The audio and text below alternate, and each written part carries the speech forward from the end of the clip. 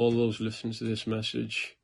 I wanted to share in these last days of Ramadan about a truly wonderful and amazing, unique translation of the Qur'an that has just been released, the Qur'an BEHELD. So I was fortunate that I received my copy on the day of Badr, the Qur'an BEHELD, translation by Shaykh Haroon Hanif.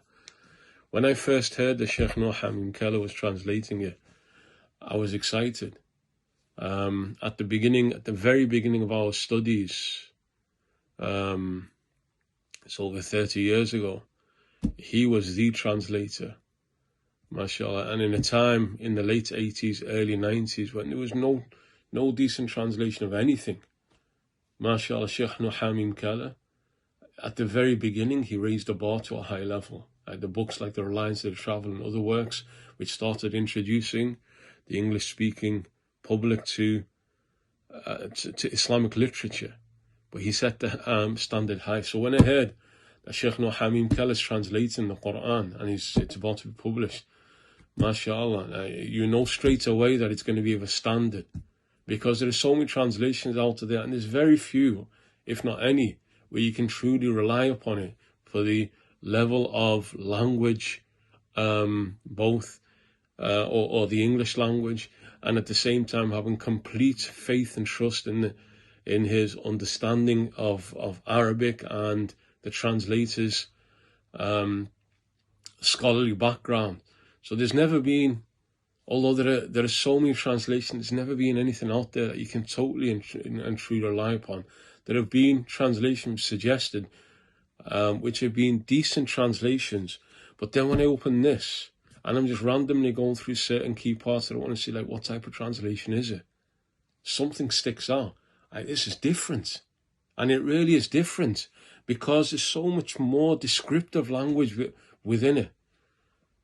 And so at first I thought, there's something different about it, really different about it.